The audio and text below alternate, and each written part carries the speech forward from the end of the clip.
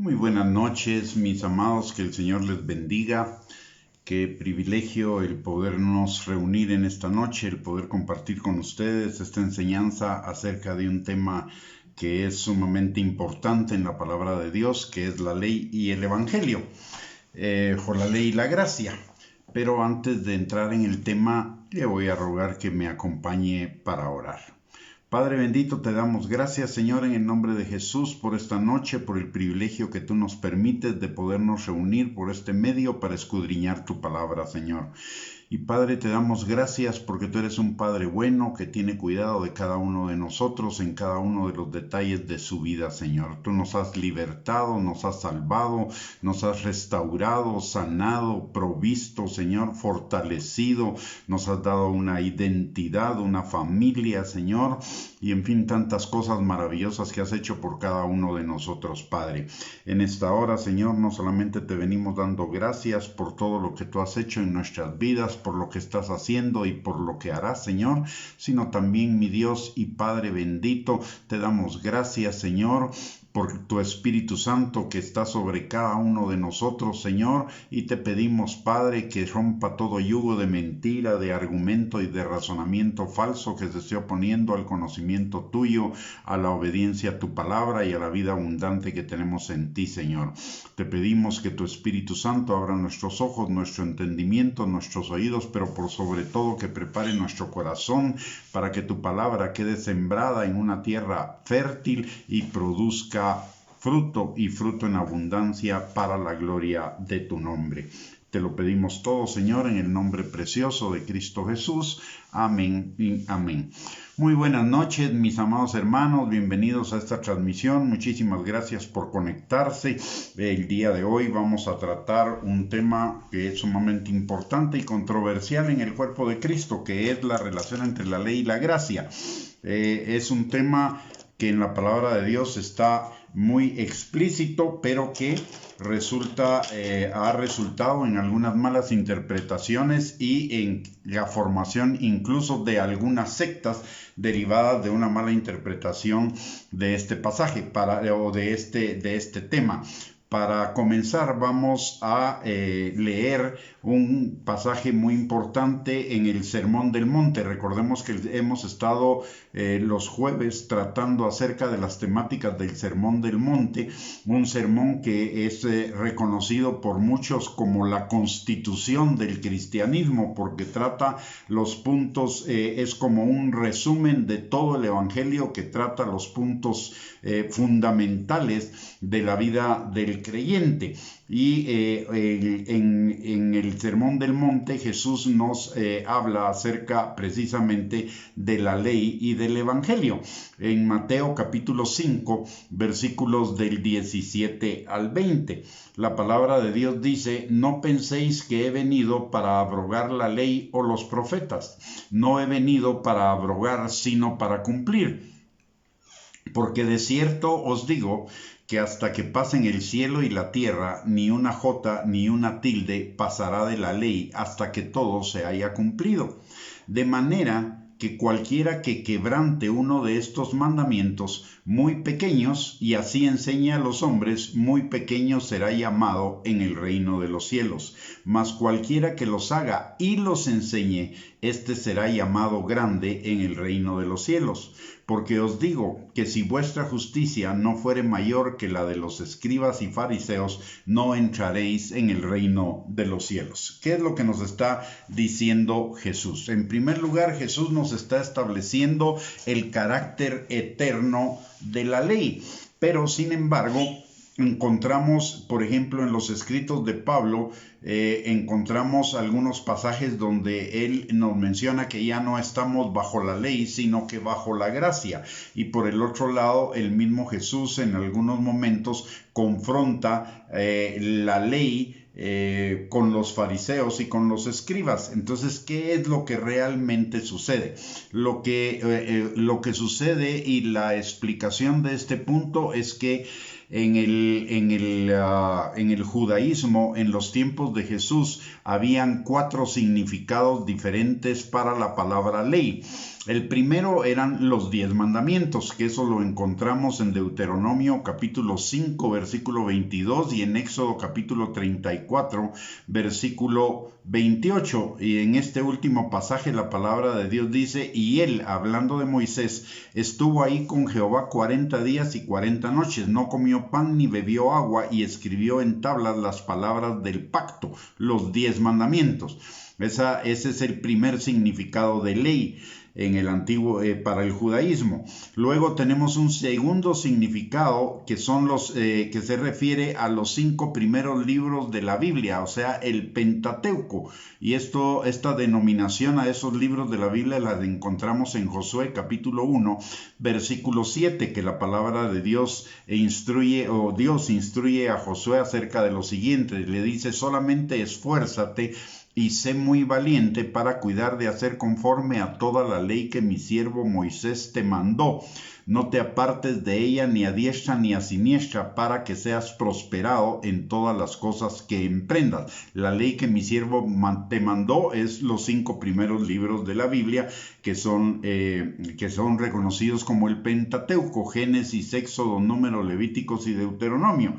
Luego encontramos otro uso de la palabra ley en los tiempos de Jesús, y este está en Mateo capítulo 7, versículo 12. Dice, así que todas las cosas que queráis que los hombres hagan con vosotros, así también haced vosotros con ellos, porque esto es la ley y los profetas. Esta denominación de la ley y los profetas se refiere a todos los demás libros a todos los libros del Antiguo Testamento, desde Génesis hasta Malaquías. Entonces vemos que las primeras tres menciones de la ley se refieren a los 10 mandamientos, a los 5 primeros libros de la Biblia o a todo el Antiguo Testamento. Pero aparte de esas 3 denominaciones o de esos 3 usos para la palabra ley, hay un cuarto uso, y este se refería a la ley oral o la ley de los escribas. En los tiempos de Jesús, este era el uso más corriente de la palabra ley. Fue a esta ley a la que tanto Jesús como Pablo se oponían tajantemente. Cuando Pablo, por ejemplo, dice, ya no estamos bajo la ley, se está refiriendo a ya no estamos bajo la ley de los escribas o ley oral. Y cuando Jesús dice que ni una tilde ni una jota pasará de la ley hasta que todo se haya cumplido, en contra se está refiriendo a los 3 primeros conceptos de ley, que es los 10 mandamientos, el Pentateuco y toda la escritura que compone el Antiguo Testamento. Ahora, ¿por qué la ley de los escribas o ley oral, Jesús y Pablo la rechazan? Por una razón muy simple. La ley y los profetas, o sea, todo el Antiguo Testamento le fue dado por Dios al pueblo judío, y esa ley contiene los principios generales que cada uno de nosotros debemos asumir e interpretar bajo la dirección del Espíritu Santo para aplicarlo a las situaciones concretas de nuestra vida. Es decir, la interpretación no se refiere a lo que dice la Biblia, sino la interpretación se refiere a cómo aplicarlo correctamente en cada una de las circunstancias de nuestra vida. Ahora bien, y a esto se refiere Jesús cuando dice, mi comida es hacer la voluntad del Padre, y eso significa en cada situación que se le presentara, tomando como base los principios de la palabra de Dios, y en base a esos principios aplicarlos a las circunstancias concretas de la vida. Pero para los judíos del Antiguo Testamento, ellos tenían un razonamiento, y el razonamiento de ellos era que la ley era divina, y que la ley, por tanto, todo lo que se refería a las situaciones concretas de la vida debía estar en ella. Si una cosa no estaba explícitamente, debía estar implícitamente. Por tanto, ellos afirmaban que era posible deducir de una ley todos los principios de aplicación y normas para cada situación posible de la vida. Y de ello derivó el que, por ejemplo, el mandamiento de la limpieza, que era el mandamiento ritual de la limpieza para los sacerdotes en el templo, de un principio, ellos sacaron alrededor de 600 y pico de normas. Igual con respecto al sábado, de un principio que es que el sábado debe estar dedicado al Señor, ellos y que es un día donde no se debe trabajar, ellos sacaron infinidad de leyes, de normas, que son las normas humanas para completar, digamos, lo que la escritura para ellos significaba y que no estaba explícitamente expresado en ella. De tal manera que de ese pensamiento de interpretar o de aterrizar, digamos, cada principio de la palabra de Dios en una norma, surgen los escribas y surgen los fariseos. Y surge el legalismo, porque el legalismo se refiere al exceso de reglas que Dios no estableció, porque lo que Dios pretendía no era que tuviéramos un montón de reglas que seguir, de las cuales ellos hicieron una infinidad y que era prácticamente imposible conocerlas todas. Pero lo que el Señor no quería es que hiciéramos de una regla una ley. Él quería un principio, o Él establecía un principio para que, guiados por su Espíritu Santo y por la sabiduría de Dios, nosotros encontráramos su aplicación específica en cada circunstancia de la vida. Imagínense que somos 8 mil millones de personas en el mundo, que enfrentamos por lo menos 8,000 circunstancias diferentes en un día, unos de otros, para poder, de acuerdo al pensamiento de los escribas y de los fariseos, entonces debían haber 8,000 reglas, 8,000 millones de reglas, para que estuvieran contempladas todas las circunstancias posibles en las cuales ese principio podía aplicarse.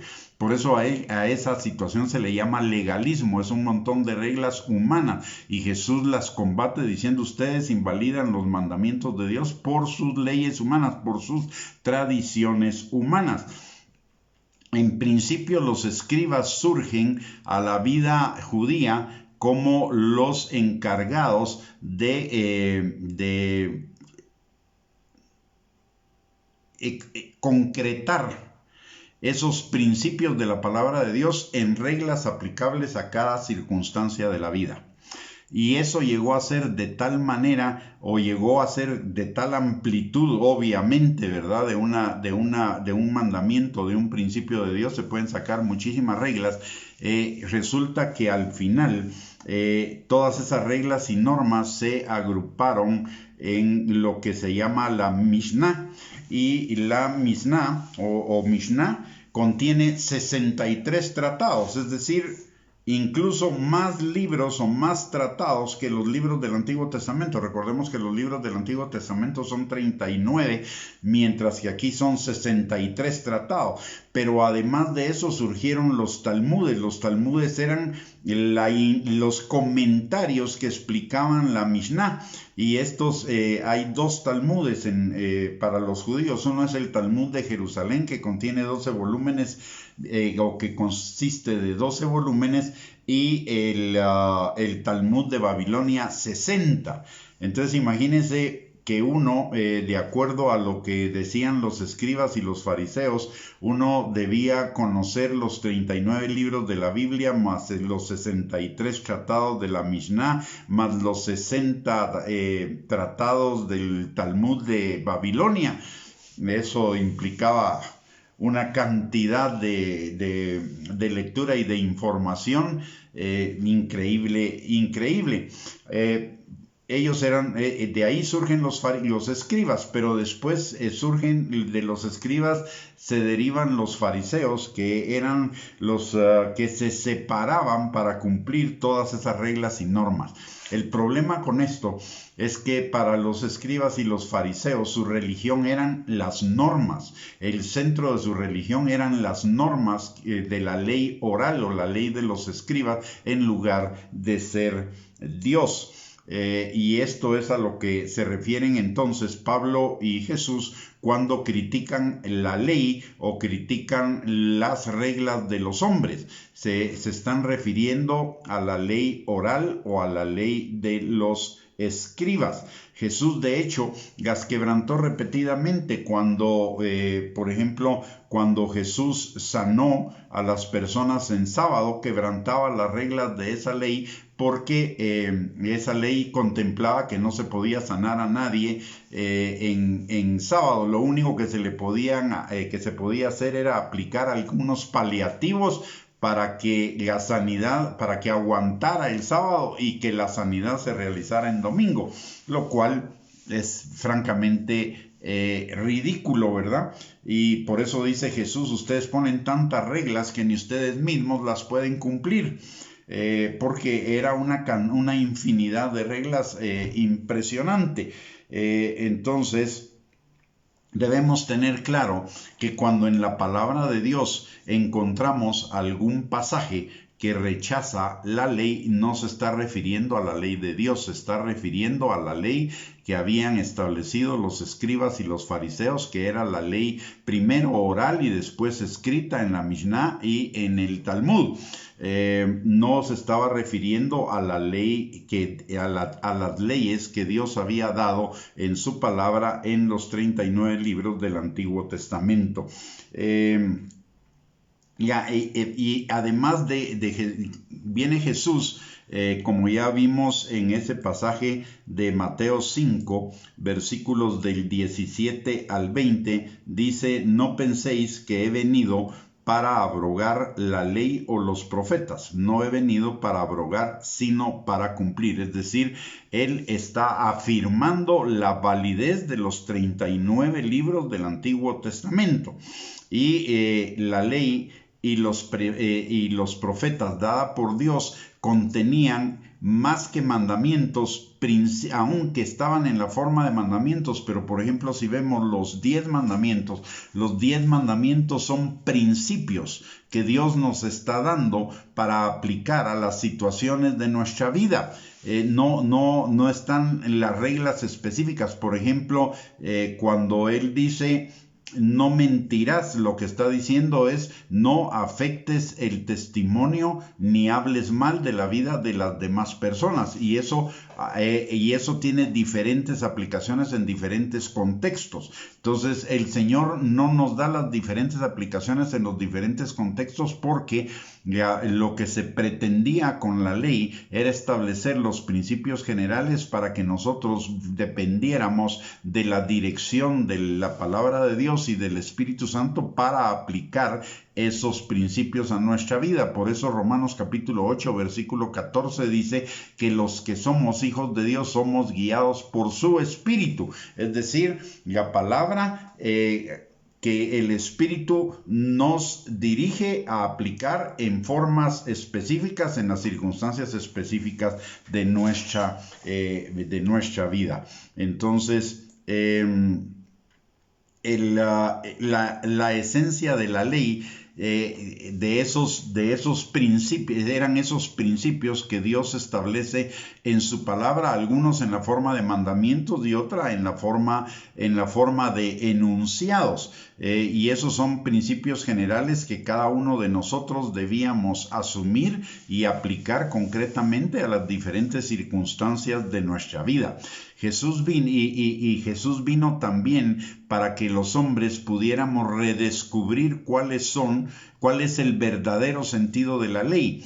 Y el único principio supremo de la ley Jesús lo establece, o el principio supremo de toda la ley Jesús lo establece en Mateo capítulo 22, versículos del 36 al 40, cuando le preguntan cuál es el principal mandamiento de la ley. Jesús le dice: amarás a tu prójimo como amarás al Señor tu Dios con todo tu corazón, con todo tu ser, con todas tus fuerzas. Y el segundo es igual: amarás a tu prójimo como a ti mismo. El Señor nos está hablando de que el principio fundamental de la ley, el principio rector de toda la ley, es el amor.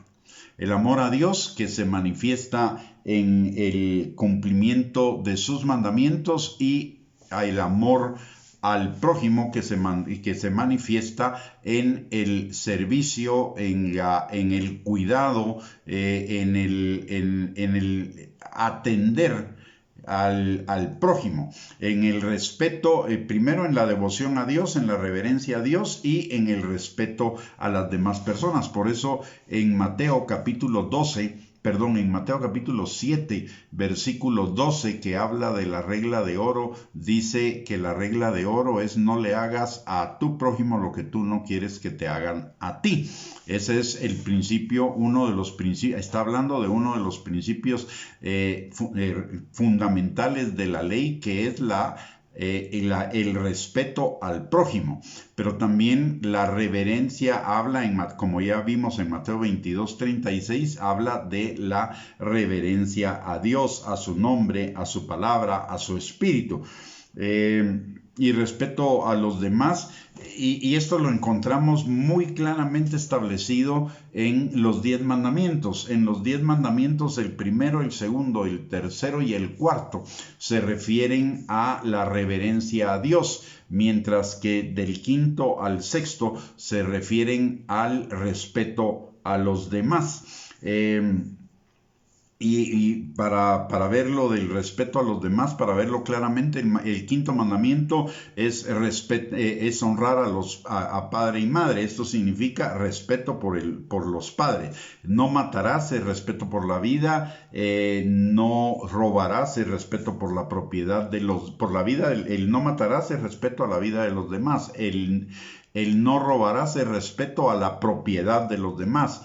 El no darás falso testimonio es respeto a la integridad y a la personalidad del prójimo.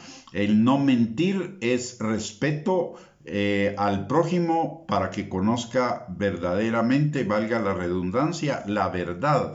Y además de ello, el no codiciar también se refiere a el respeto a la propiedad de los demás. Entonces, derivado de esto, si nosotros cumpliéramos estos 2 mandamientos o estos 2 principios y los aplicáramos en nuestra vida, lo que el Señor que es lo que el Señor nos está enseñando, con ello cumpliríamos toda la ley. De hecho, en Romanos 13:8, Pablo expresa ese pensamiento. Dice: no debáis a nadie nada, sino el amaros unos a otros, porque el que ama al prójimo ha cumplido la ley.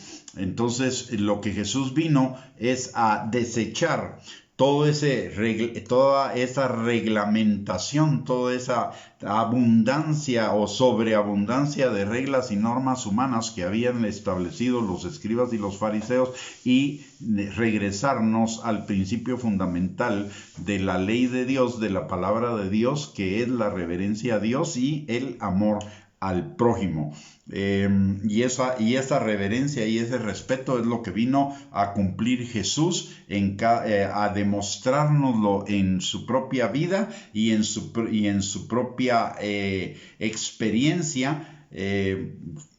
Él nos mostró esos 2 principios. El principio nos mostró de una manera práctica el cumplimiento de esos 2 principios: la reverencia a Dios y el amor al prójimo o el respeto al prójimo. De hecho, esto también lo vemos manifestado, por ejemplo, en el trato de Dios con las mujeres. Para los fariseos y para los escribas, las mujeres solo eran una cosa en ese tiempo.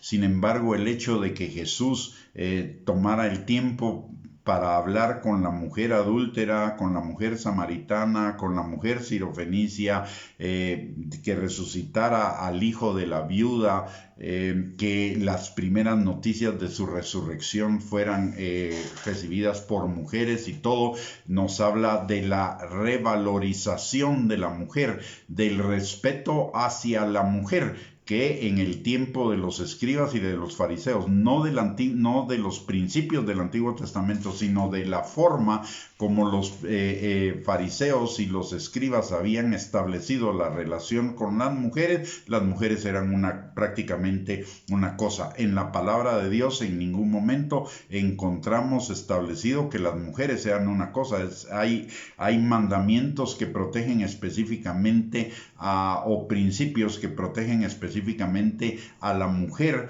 y de los cuales el Nuevo Testamento nos los aclara, como por ejemplo que tratemos a la mujer con respeto, a la esposa con respeto, porque si no nuestras oraciones serán estorbadas, y que ellas son también coherederas de la gracia de Dios, que ya no hay mujer ni hombre en el sentido del respeto, sino que todos somos iguales. La protección de la mujer ante el divorcio y la protección de la mujer ante la infidelidad del hombre, etcétera, etcétera. Tenemos un montón de mandamientos ahí de protección a la mujer. Es errado pensar, como algunos piensan, que la Biblia es machista.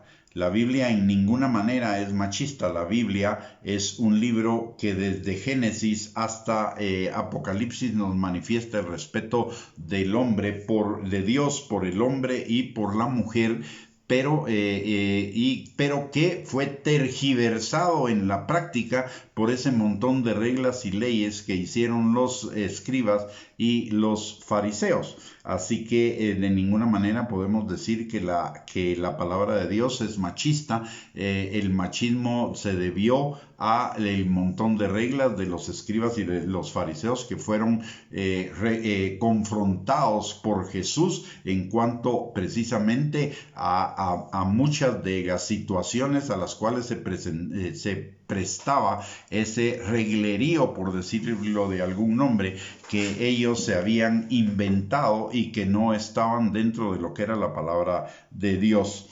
Entonces Jesús les viene a enseñar a estos fariseos y a estos escribas y a los judíos de ese tiempo que esa reverencia y ese respeto a Dios, esos dos principales mandamientos de la palabra que resumen toda la palabra, no consistían en cumplir normas y reglas definidas por fuera de la palabra de Dios, ni en sacrificios, sino en misericordia. Por eso el Señor de hecho el Señor, si no estoy mal, en Isaías 58 les dice: yo no quiero sacrificios, lo que quiero es misericordia, porque ya el pueblo de Israel se estaba desviando a ese reglerío en lugar de seguir lo que era la intencionalidad de la ley, que era el amor el amor y la misericordia. De hecho, también Jesús le reclama a los fariseos: ustedes diezman la menta, el eneldo, la cruda o la ruda,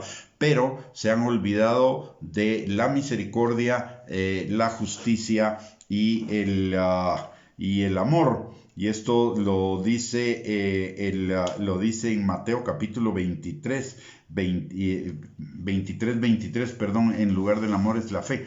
Dice: ay de vosotros, escribas y fariseos hipócritas, porque diezmáis la menta y el eneldo y el comino. Y eso se refiere a una regla de la ley de la ley de los escribas, de la ley de los fariseos. Y dice: y dejáis lo más importante de la ley, es decir, la ley de Dios, que es la justicia, la misericordia y la fe.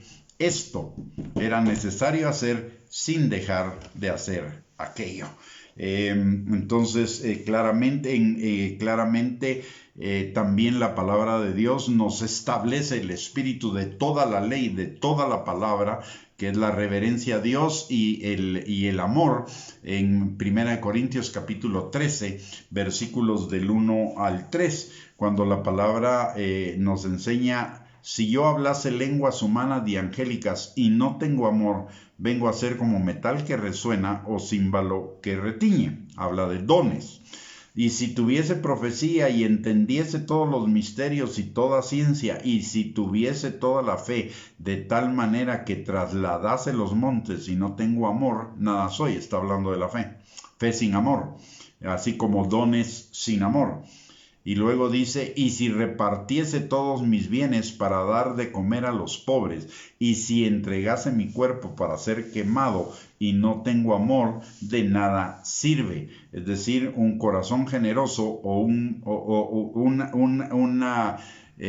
corazón generoso solo puede ser si tiene amor. Si no tiene amor, no es un corazón generoso.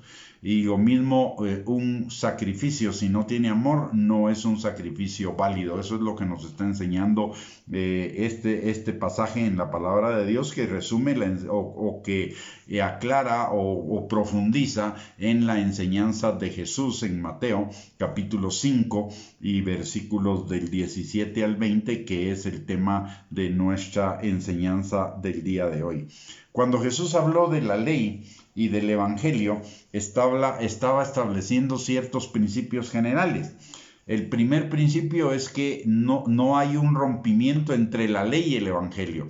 La ley de Dios, ya estamos hablando de la ley de Dios, no de la ley humana, de las leyes humanas, de la ley de Dios.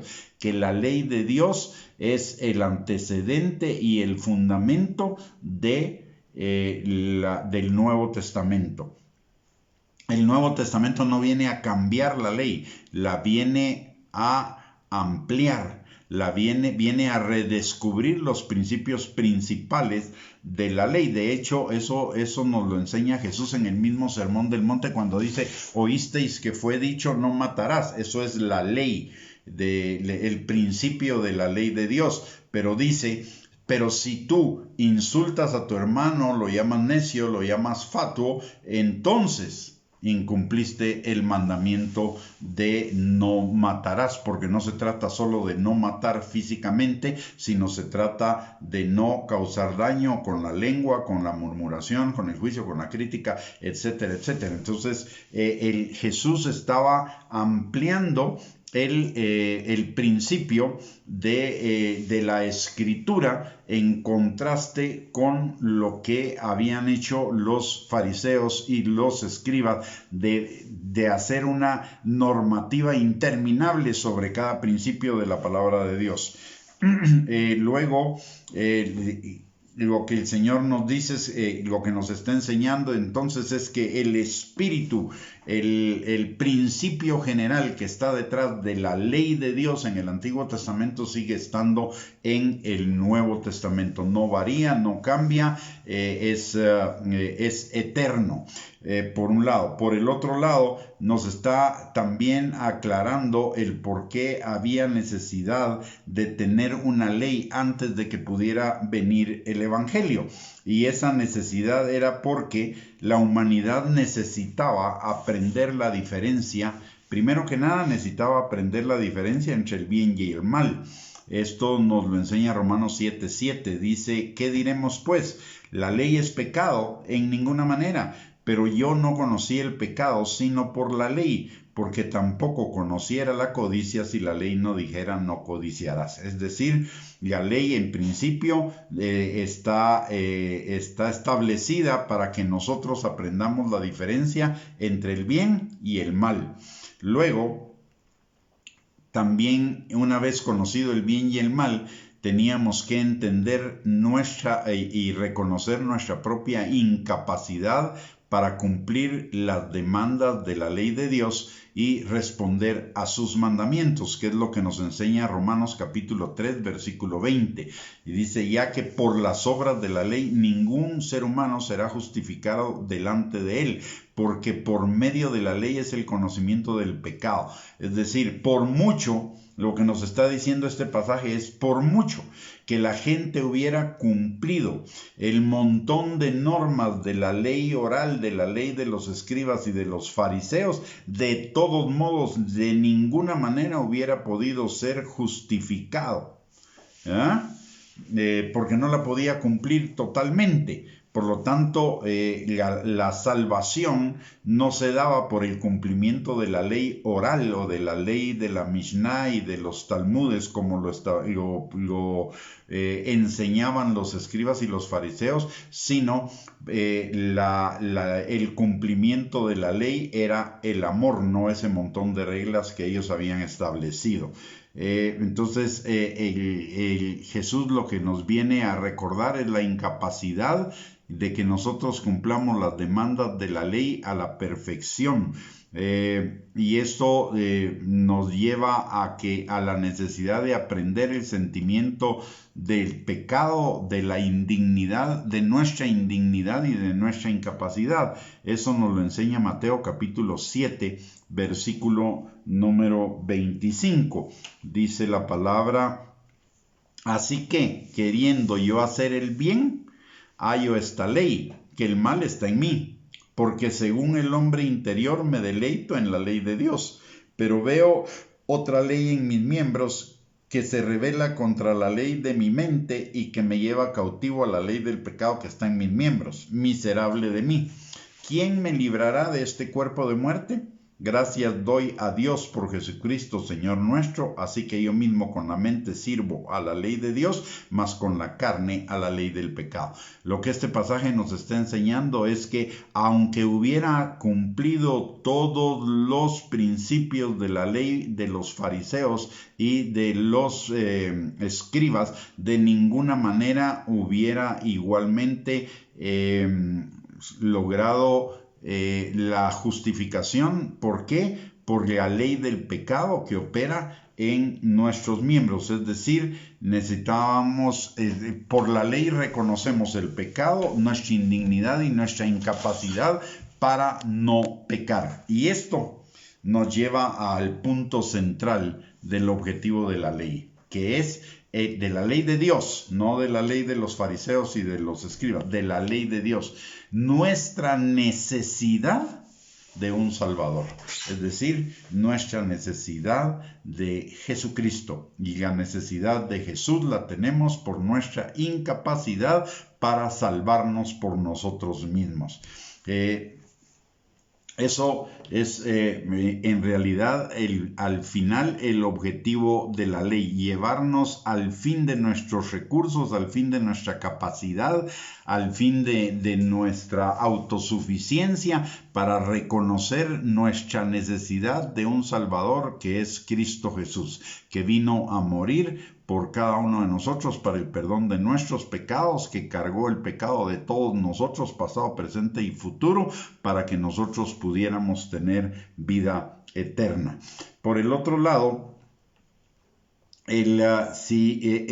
Jesús también nos advierte que de alguna manera el cristianismo no es algo fácil.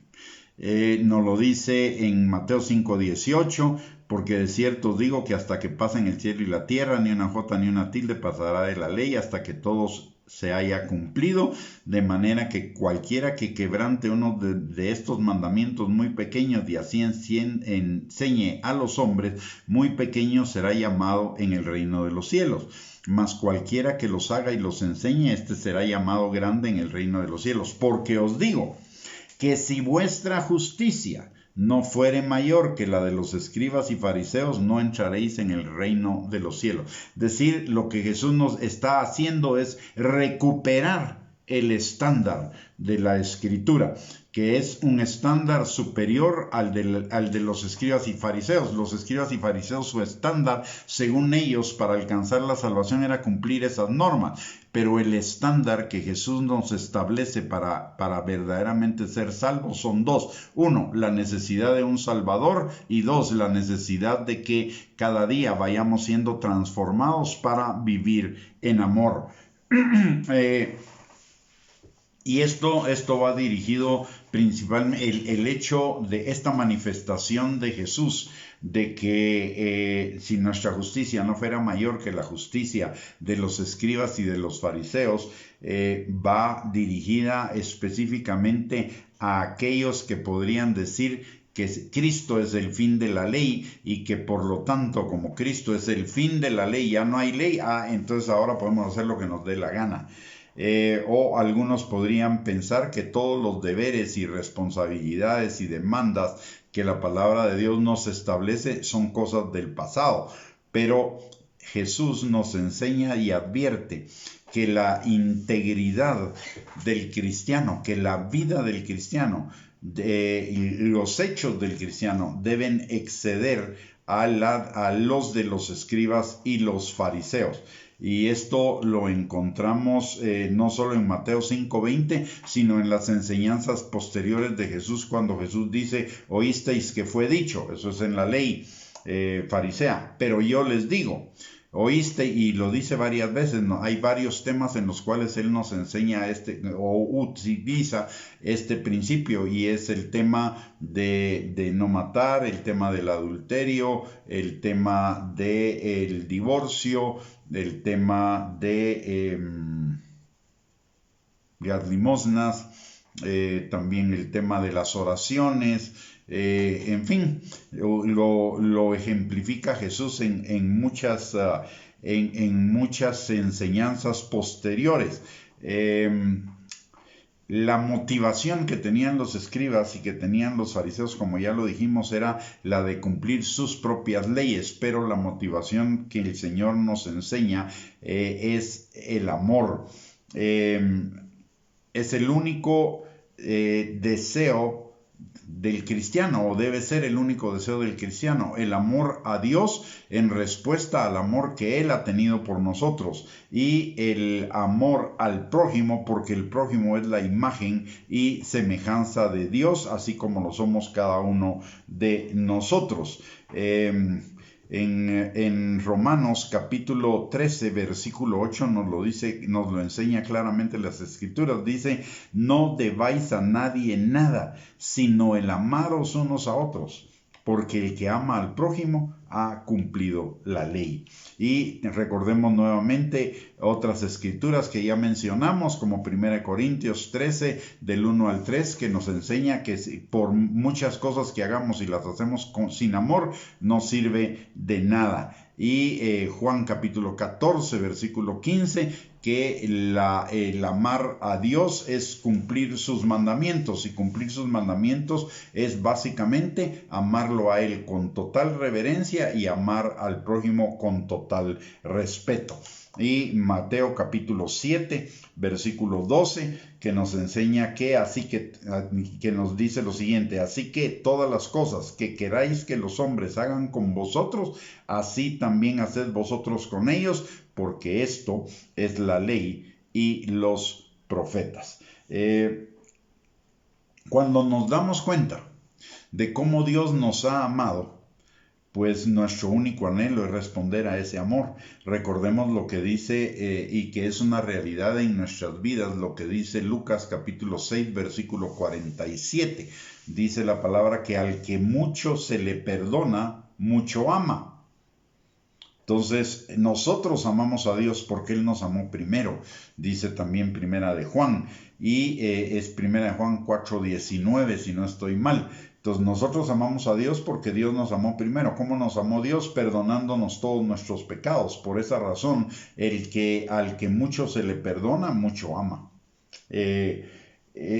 Nuestro amor al Señor es una respuesta al amor que Él tuvo para con cada uno de nosotros.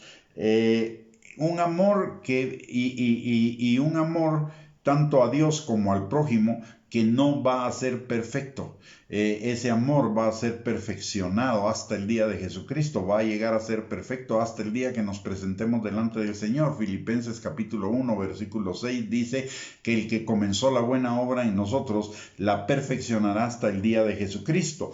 Pero eso no quiere decir que nos conformemos a donde ya estamos. Eso lo que nos dice es que necesitamos o nos llama es a crecer constantemente, crecer permanentemente, crecer diariamente en ese perfeccionamiento que es vivir en ese amor a Dios y en ese amor al prójimo. Aunque las demandas del amor difícilmente pueden ser satisfechas, no por ello Dios nos,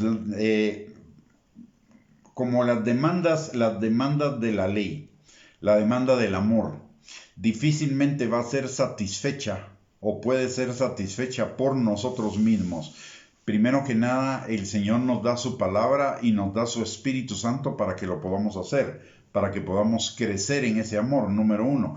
Pero a pesar de ello, de todos modos, por nuestra naturaleza carnal, que de alguna manera todavía va a permanecer con nosotros una parte en nuestra vida creyente, vamos a pecar, y entonces el Señor nos da otra de sus gracias, que es la misericordia y la gracia infinitas que Él tiene para nosotros, y nos da otra gracia para evitar el abuso de esa misericordia y de esa gracia. Nos da la gracia de su justicia y la gracia de su disciplina. Es decir, el Señor sabe que no vamos a ser perfectos, que Él conoce que somos polvo y que vamos a manifestar en ese camino hacia el perfeccionamiento, vamos a manifestar algunos momentos en los cuales pecaremos, y para ello podemos recurrir a su misericordia y a su gracia.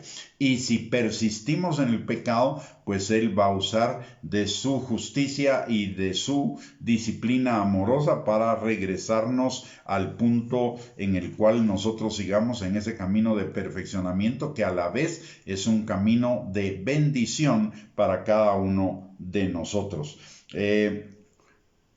En conclusión, el entendimiento de la ley y de la gracia, de la ley y del evangelio, y la aclaración de esos conceptos de ley a los cuales encontramos oposición en la palabra, que no se refieren a la ley de Dios, sino se refieren a la ley de los escribas y de los fariseos, leyes humanas.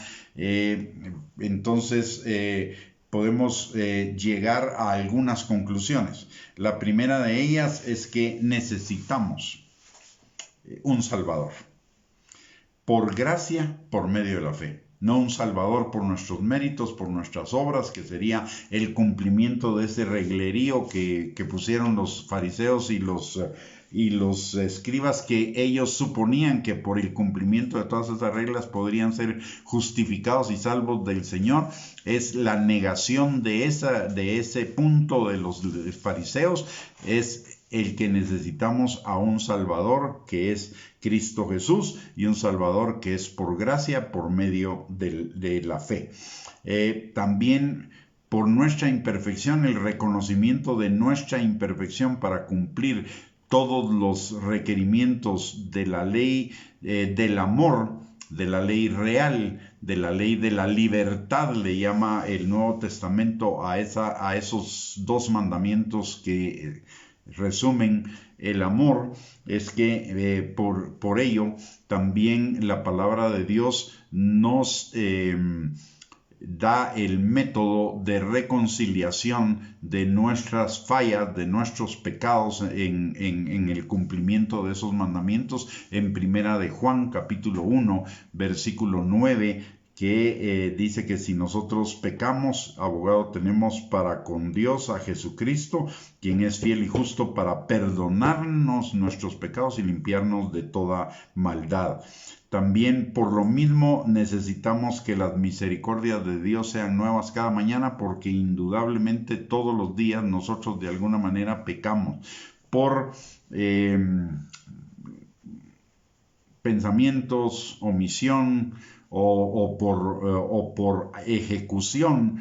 De alguna manera siempre pecamos.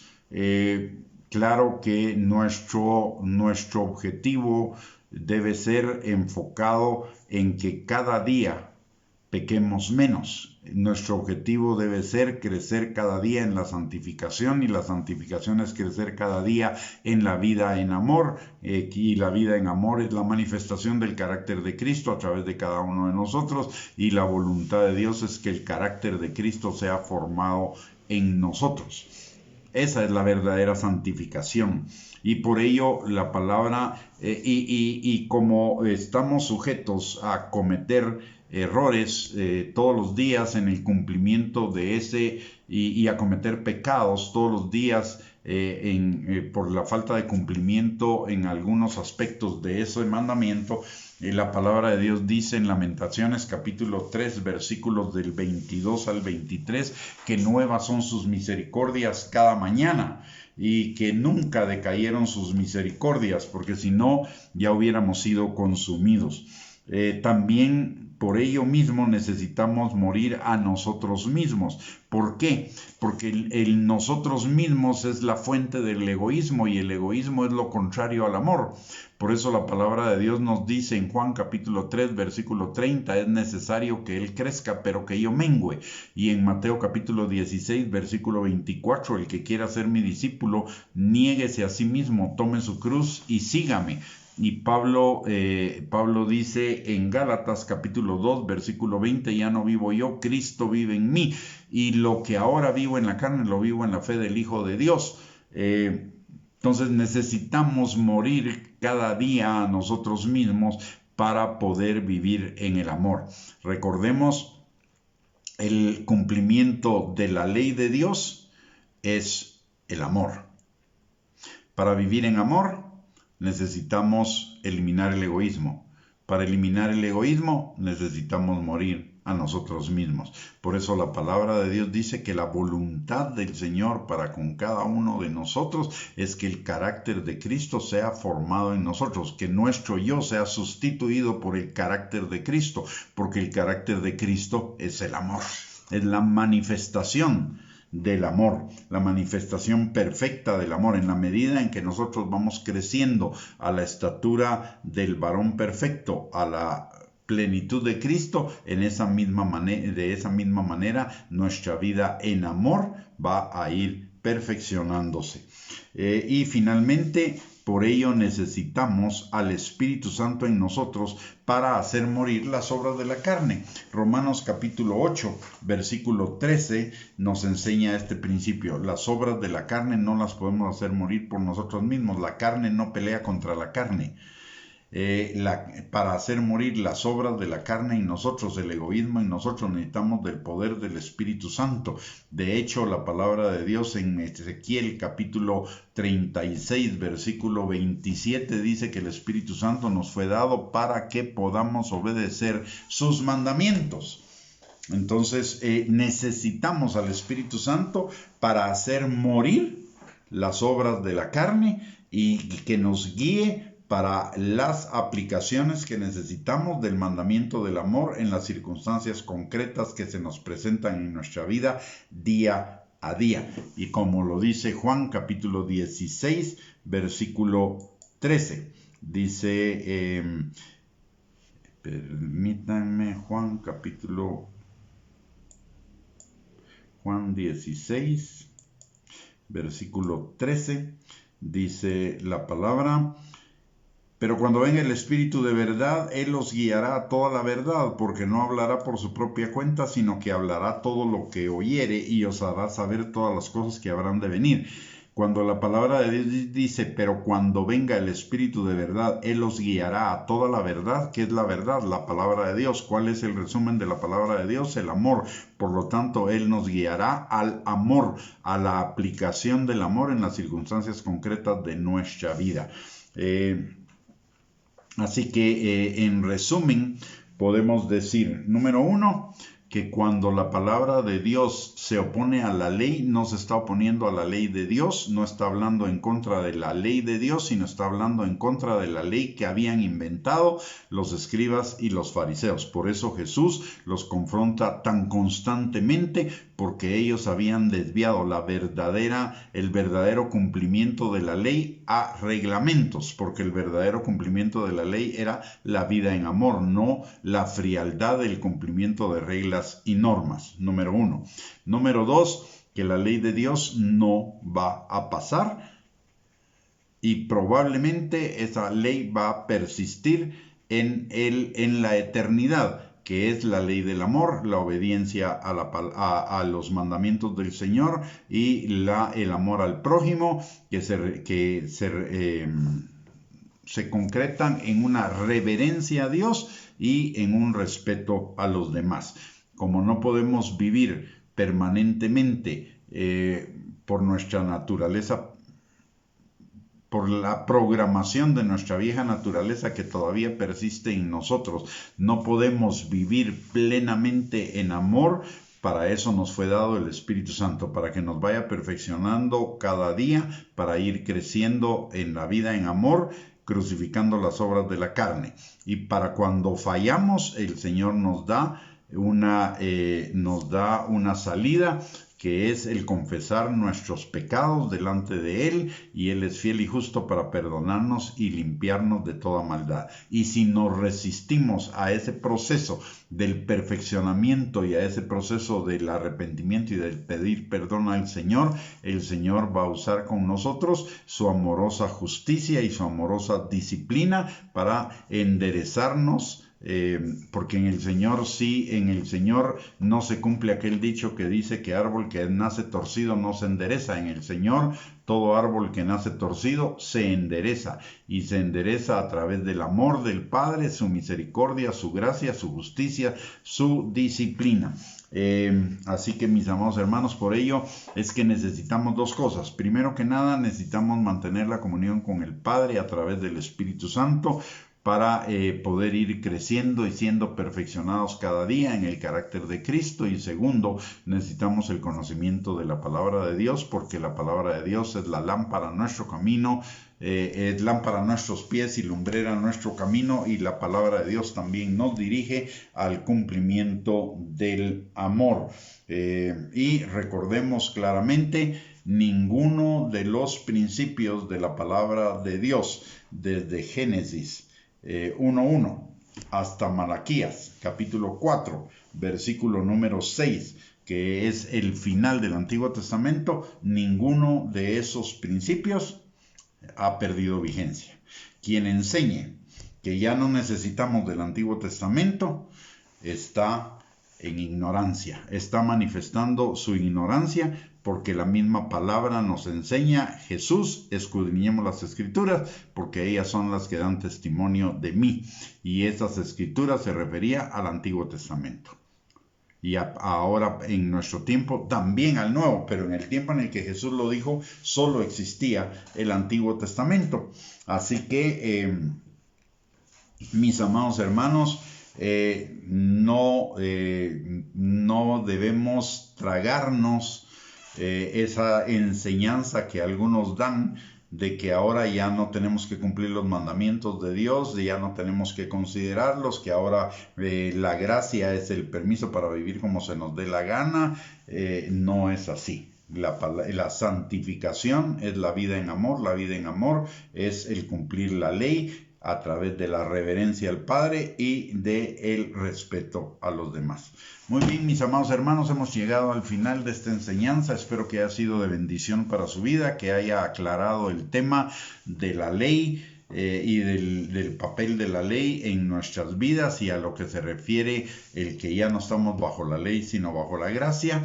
Y si esta enseñanza ha sido de bendición para su vida, por favor compártala con sus contactos en las redes sociales, y les recordamos que para seguir creciendo juntos en la fe, tenemos 3 recursos a su disposición. Uno que son estas enseñanzas los lunes y jueves de cada semana a las 8 de la noche, aparte de nuestra página de YouTube o nuestro canal de YouTube a nombre de Gustavo Bianchi y la página de internet reyesysacerdotes.net, donde usted encontrará infinidad de recursos para seguir fortaleciéndose en su fe, creciendo en el Señor, creciendo en la gracia, creciendo en la vida en amor. Así que le invitamos a visitar esos recursos. El acceso es totalmente gratuito e igualmente le invitamos a nuestra próxima transmisión el próximo lunes a las 8 de la noche, donde estaremos compartiendo otro tema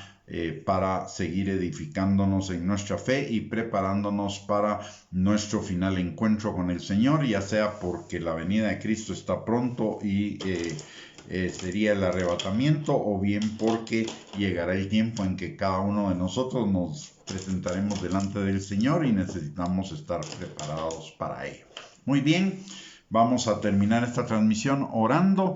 Le voy a pedir que por favor usted me acompañe. Vamos a orar por usted, por los suyos y por los míos también, y todos juntos. Padre bendito, te damos gracias, Señor, en el nombre de Jesús, por esta noche, por el privilegio que nos has dado, Señor, de poder escudriñar juntos tu palabra, Señor, y te pedimos, mi Dios Todopoderoso, que esa palabra que es específica para cada uno de nosotros en este tiempo, Señor, quede sembrada en nuestros corazones y produzca fruto, y fruto en abundancia para la gloria de tu nombre. Gracias, Señor, porque tú traes por tu Espíritu Santo y por tu palabra claridad a nuestras mentes y derribas toda fortaleza, argumento y razonamiento falso que se oponga al conocimiento tuyo, a la obediencia a tu palabra y a la vida abundante que tenemos en Cristo Jesús, Señor. Padre, en esta hora venimos aprovechando el privilegio que tenemos como tus hijos de entrar confiadamente, Señor, al trono de tu gracia para encontrar misericordia y gracia para el oportuno socorro, Señor. Te pedimos en esta noche, Padre, que tu Espíritu Santo obre en nuestras vidas y también en la vida de todos los nuestros, Señor, sanando, restaurando, liberando, proveyendo, fortaleciendo, Señor, a cada uno, Padre, acercándonos cada día más a ti, Señor, y especialmente a los que no te conocen, para que se vuelvan a ti de todo corazón, a los que andan en el camino del Hijo Pródigo, para que se arrepientan y vuelvan a casa, Señor, y a los que se han enfriado en su amor y debilitado en su fe, que sean fortalecidos y avivados en esos dones, Señor, nuevamente, Padre. Te pedimos, Señor, también para cada uno de nosotros en esta noche un descanso reparador, Señor, y que en los días por venir tu Espíritu Santo nos guíe, Señor, para poder ser de bendición en cada una de nuestras actividades, Señor, y te pedimos que por nuestro próximo encuentro, el lunes a las 8 de la noche, si es tu voluntad, Señor. En el nombre precioso de Cristo Jesús. Amén y amén. Muy bien, mis amados hermanos, estamos entonces invitados para el próximo lunes a las 8 de la noche, si el Señor lo permite, para seguir compartiendo de la palabra, y mientras tanto les envío un abrazo y que Dios los bendiga sobreabundantemente. Bendiciones para todos.